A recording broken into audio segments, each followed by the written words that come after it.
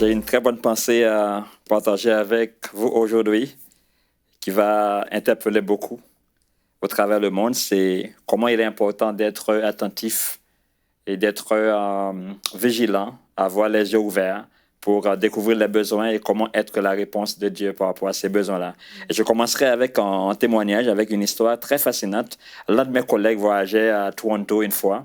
Et pendant qu'il était dans l'avion, il a entendu un cri, le cri d'un bébé qui pleurait extrêmement fort dans l'avion. Il a creusé l'avion pendant un bon bout de temps, voulait trouver ce bébé qui pleurait. Il n'a vu personne.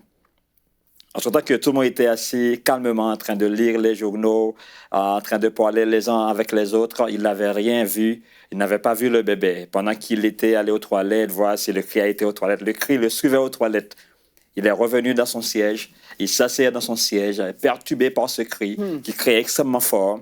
Et puis après, il a vu une dame assise quelque part. Il a été guidé par l'esprit pour aller vers cette dame. En s'approchant vers la dame, le cri devenait plus fort.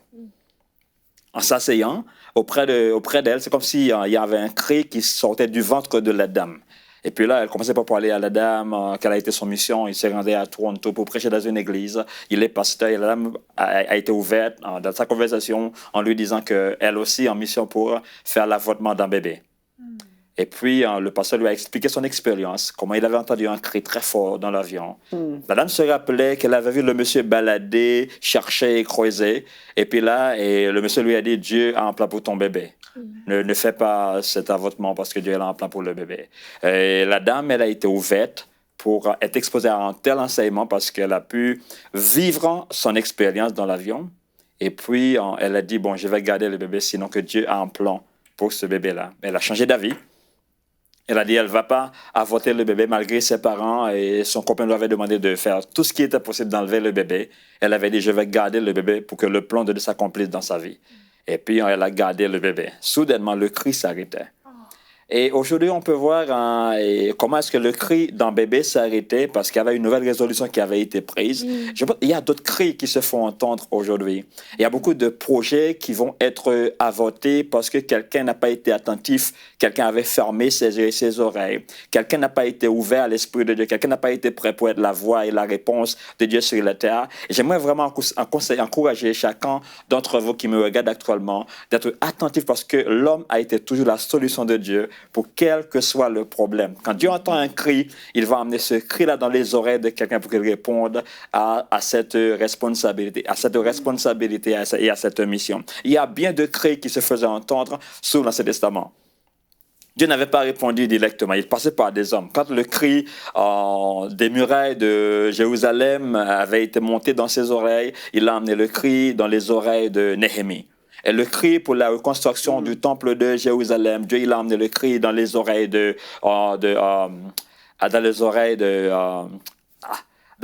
monsieur, d'un prophète qui devrait être sa réponse. Et alors qu'il y a d'autres cris, quand Dieu avait voulu faire la transition entre l'âge des juges et l'âge des prophètes, il avait appelé Samuel pour transiter cette saison. Et aujourd'hui, Dieu il fait appel à d'autres personnes qui doivent s'embarquer dans son plan pour répondre à bien des besoins. Il n'y a pas que les cris des bébés.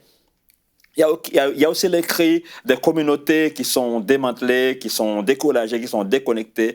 Il y a aussi le cri d'une jeunesse qui est cassée, qui n'a pas de modèle. Il y a aussi le cri d'une église qui n'a pas un bon leader. Il y a aussi le cri des entreprises avec des chefs de direction un peu bizarres, un peu à l'envers. Il y a bien des cris qui se font entendre dans le monde. Y a-t-il quelqu'un pour ouvrir ses oreilles, pour ouvrir ses yeux, pour voir et pour répondre à l'appel de Dieu? Quand nous sommes prêts à répondre à l'appel de Dieu, on va pouvoir répondre à bien des besoins qui sont un peu partout dans le monde. Le besoin... quand il y a la pauvreté, le besoin quand il y a le cas de maladie, le besoin quand il y a le cas d'instabilité dans certains pays comme Haïti actuellement. Dieu fait appel à un leader pour se lever, pour mettre les choses en place. Et il y a bien d'autres pays en Afrique, il y a bien d'autres pays au travers le monde. Il y a tellement de besoins au travers le monde, mais il y a une carence, il y a vraiment un problème avec les oreilles qui ne sont pas ouvertes, les yeux qui sont fermés. Je pense qu'aujourd'hui, il faut que nous soyons tous levés. Amen. Avec une détermination ferme et musclée pour dire voilà, je veux être les bras, les pieds et la voix de Dieu sur la terre. Comme le cas de monsieur qui avait été attentif pour répondre à l'appel de Dieu. Et aujourd'hui, il y avait d'autres cris, c'est peut-être vous, que vous pouvez entendre, parce que chaque cri n'a pas le même son. Chaque cri a un son différent. Il y avait un cri qui pourrait être le cri de l'instabilité, le cri de la confusion, le cri d'un peuple qui galère, le cri d'une génération qui est désorientée, qui a déstabilité. Il y a tellement de cris qu'on doit répondre à l'appel de Dieu. C'est ça mon encouragement pour vous aujourd'hui. Ouvrez vos oreilles, ouvrez vos yeux et répondez à l'appel de Dieu. Retrouvez la suite de ce programme dans l'émission Bonjour chez vous sur ENCI TV.